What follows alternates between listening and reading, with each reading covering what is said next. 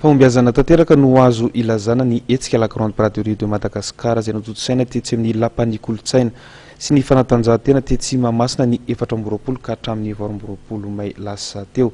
Hetsika izay natokana indrindra ho an'ny reny nandritra iny fankalazana ny fetiny reny iny.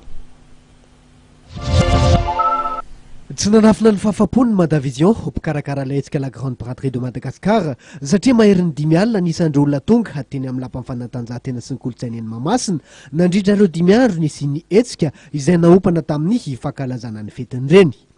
Na dia nomena vahana manokana aza ny reny nandritra ty hetsika ty dia samy nazo ny anjarany avokoa nefa ny tsirairay. Feno avokoa ny arondreo mpanjifa izay nivoaka ny lapan'ny fanatanjahantena sy ny kolontsaina.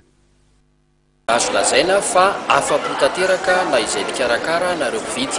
Marena moa fa niompana tamin'ny fankalazana ny fetiny reny ny lohahevitra nentina tao anatin'izany 5 andro zany.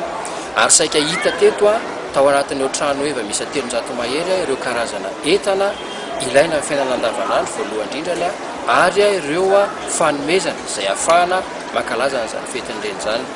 Dia raha malala ihany koa fa tafiditra tao anatin'ny vanim-potoanan'ny ririnitsika dia ireo karazana akanjo mafana dia saika hita teto daholo ary ny ataontsika hoe ny filamatra hatramin'izay nisy ny Grande Braderie de Madagascar dia ny fihenam-bidy 500 isan-jato izy tamin'ny fotoana nalomboany ary taty amin'ny andro farany izany hoe sabotsy sy ny lahady dia tafakatra hatrany amin'ny 50 isan-jato izany fihenam-bidy teto amin'ny lapan'ny kolontsaina izany.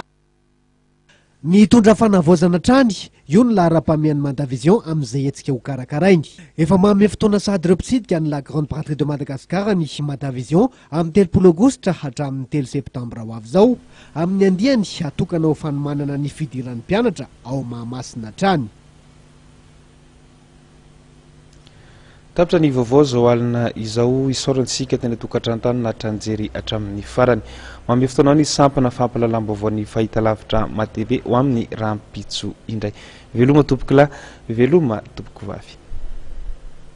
Assurance AVA tsinjovidiny zao no avy ny fianakavianao. Aro, miaina sy miary, mandry narahinao teo ny vaovaon'ny matv miaraka amin'ny assurance Aro.